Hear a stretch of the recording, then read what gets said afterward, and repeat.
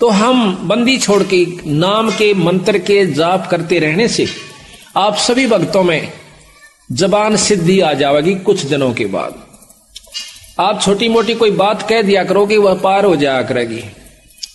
आप ये समझोगे कि हमने तो ये बहुत कुछ पा लिया, और फिर आप महंत बन जाओगे, जो कि आपके प्रथम नाश का कारण होगा। महाराज कहते हैं, शब्द महल में सिद्ध 24 अंश बिछोड़े विश्व बीसा। हमारे नाम के मंत्र में 24 सिद्धियां आ जाएंगी, 24 सिद्धियां। और कहते हैं उन सिद्धियों से क्या होगा कि आप लोग ये समझोगे कि अब हमारे बराबर कोई नहीं रहा, मैंने उपलब्धि होगी। वो कुछ भी नहीं हुआ। किसी की भैंस का झाड़ा ला दोगे, वह दूध दे देगी। किसी का हाथ फेर दोगे, छोटा मोटा बुखार ठीक हो जाएगा। पर ऐसा मत करना। यही कारण है हमारा डूब जाने का। कभी ऐसा नहीं करा। उसको सतमार्ग देवे और अपने गुरु के पास लावे, उसको उपदेश दिलवावे, उसको मर्यादा बतावे, आप भी मर्यादा में रहे, और फिर उसका भी आत्म कल्याण करवा देवे। ठीक है, छोटा मोटा लाभ दे सकते हैं, जैसे झाड़ा लावणीय भी दे देते हैं, उनको भी लाभ हो जाता है। लेकिन दोनों नरक में जाएंगे। जो झाड़ा लवा गया वो भी, और लावस है वो भी। झाड़ा लवाणीय ने थोड़ी सी देर रिलीफ हो गया, एक दुख, छोटा सा दुख हो गया, सुख हुआ, आगे बाकी कुत्ते गधे की जुनी ज्यों की त्यों उसकी तैयार से। इसी प्रकार वो झाड़े लावणीय की अपनी कमाई ने वो खोण लग रहा से, और फिर वो कुत्ते की जुनी में चला जाओगा। तो संतों ने यही बताने की कोशिश की है गरीबदास जी ने हमारे को, कि प्रथम तो आप भक्ति कर दे को ना, और लग जाते हो तो फिर उसको निभाते को ना। जब तक आप निभाओगे नहीं, यानी मर्यादा में नहीं चलोगे, तब तक आपको उपलब्धि कोई नहीं होगी। इन बातों को सत्संग में याद दिलाया जाता है। सत्संग में आकर के नाम लेवे, नाम लेकर के फिर मर्यादा में रहे। सबसे पहला गुरु मर्यादा बताई संतों ने, कि इससे विमुख हुआ जीव फिर कभी उभर कर नहीं आता।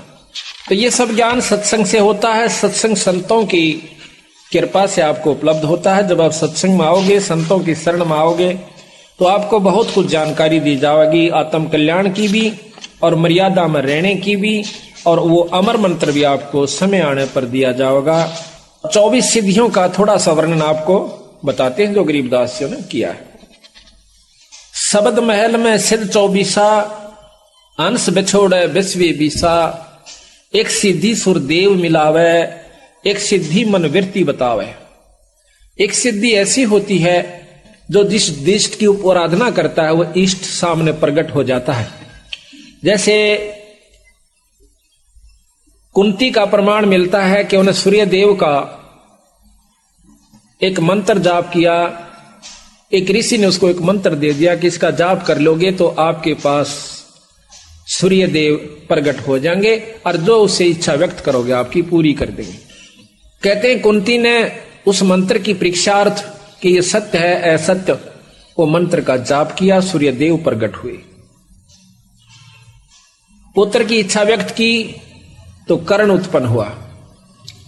तो कहते हैं एक सिद्धि सुरदेव मिलावे। उस सुर कहते हैं देवता को, उस देवता को आप जिसकी आराधना कर रहे हो आपको उसे मिला देगा। एक सिद्धि मन वृत्ति बतावे। एक सिद्धि होती है कि आपने जो मन में सोच रखा है, वो जो महात्मा जिसने वह सिद्धि कर रखी है वो बता देगा कि आपका ये कार्य है। आप समझोगे महात्मा के तो चालास है, पर है कुछ नहीं।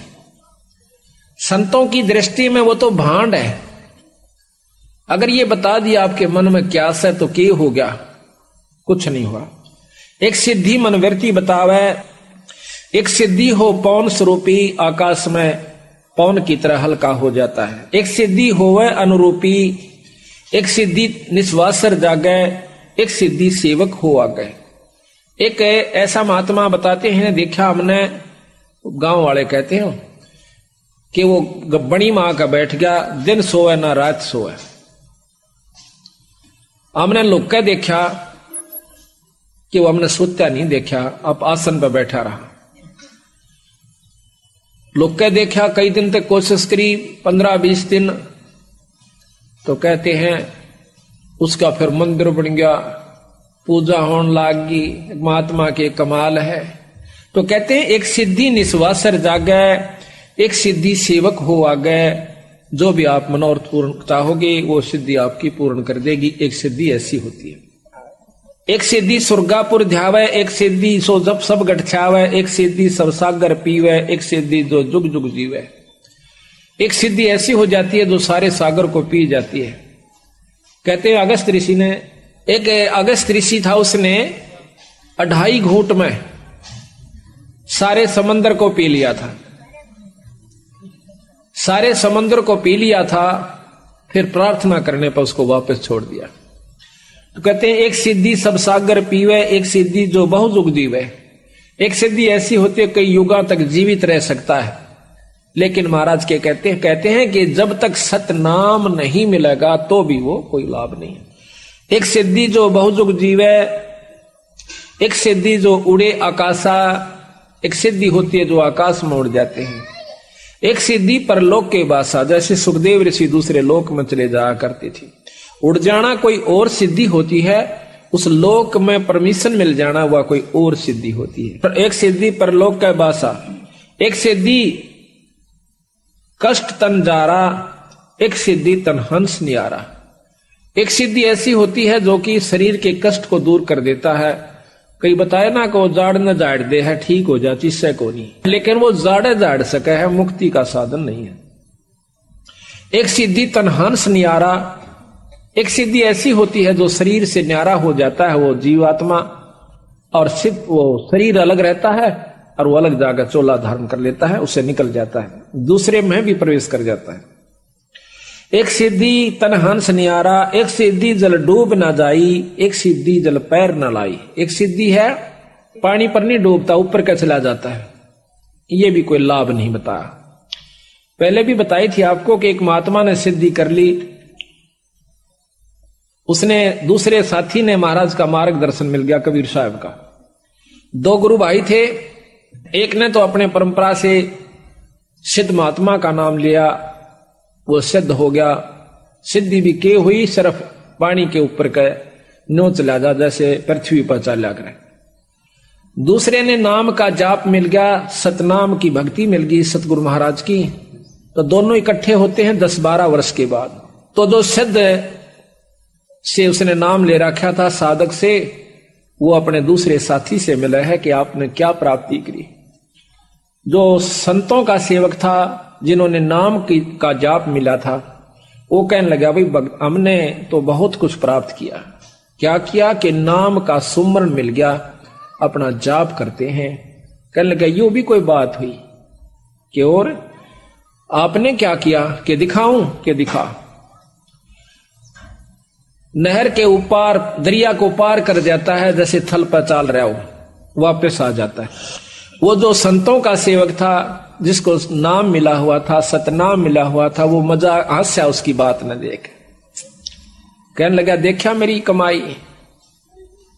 वो कहने लगा जो संतों का सेवक था, ने बोला भाई या तो 4 अन्य की कमाई सीखी तने 12 वर्ष में।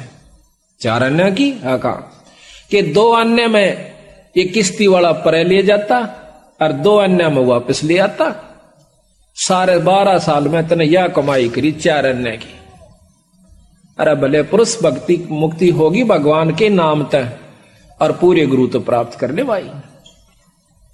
फिर उसने पूरी डिटेल समझाई उसको कि भाई ये तो बालका के खेल से, ये तो जादूगरी सबीरा, कुत्ते बनत नहीं बच सकते। महाराज कहते हैं सिद्ध नहीं, वो तो गधे हैं।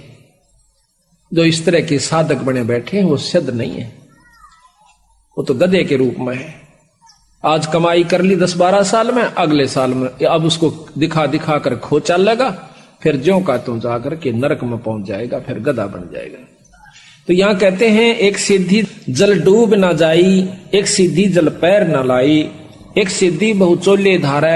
एक ऐसी सिद्धि होती है कई रूप बना लेते हैं, और ऐसा महात्मा मिल जावे, ओहो कहना है क्या, फिर हम तो चक्कर काट जा, मैंने वहां भी देखा था, अरे वहां भी देखा था। ये भी मुक्ति का रास्ता संतों ने नहीं बताया, केवल इस बात से। एक सिद्धि बहुचोले धार, एक सिद्धि नीतत विचार, एक सिद्धि 5 तत्नीरम, एक सिद्धि जो बजुर शरीरम। एक सिद्धि ऐसी होती है जो पानी में पानी प्रवेश कर जाती है, ये बहुत ही कम संतों के पास होती है। अरबों में एक आध के पास पाओगी या सिद्धि जो कि पांचों तत्व नीरम हो जावे, पानी बन जाए। एक सिद्धि जो बजर शरीरम, एक सिद्धि ऐसी होती है जो पत्थर का शरीर बना लेते हैं। एक सिद्धि पीवे नहीं खाई, एक सिद्धि जो गुप्त छपाई, अंतर ध्यान हो जाते हैं। एक सिद्धि कुछ खाता पीता नहीं, सारा दिन मस्त रहता है। एक सिद्धि ब्रह्मांड चलावे, एक सिद्धि सब नाद मिलावे, एता खेल खिलारी खेले, सो हंसा प्रगट बेले, और 24 को ना दिल चावे, सो हंसा शब्द अतीत कहावे। इन सिद्धियों को जो नहीं चाहता वो पूर्ण भक्ति का अधिकारी हो गया, और इन्हीं के अंदर उलझ जाता है, वो जीव का जीव रह जाता है। परासिद्धि पूर्ण पटरानी, सतलोक की कहूं निशानी, सतलोक सुख सागर पाया, सतगुरु भेद कबीर लिखाया, परम हंस पेखो परवाना, जन कहता दास गरीब दीवाना। और सतगुरु महाराज कहते हैं कि इतनी उपलब्धियां हमारे एक नाम के मात्र से आ जाएंगी, जबकि एक सिद्धि को प्राप्त करने के लिए एक साधक सैकड़ों वर्ष 50-50 वर्ष साधना करता रहता है। प्रार्थना यह है कि इस नाम के मात्र से आपको बहुत कुछ उपलब्धि होनी शुरू हो जाएंगी। जो बच्चे छोटी छोटी उम्र में आज लग गए सतगुरु के सच्चे नाम से, इनको बहुत लाभ होगा। पर कभी भी अपनी इस सिद्धि का दुरुपयोग नहीं करे और ना ही इसको बर्बाद करे। ये आपकी कमाई है।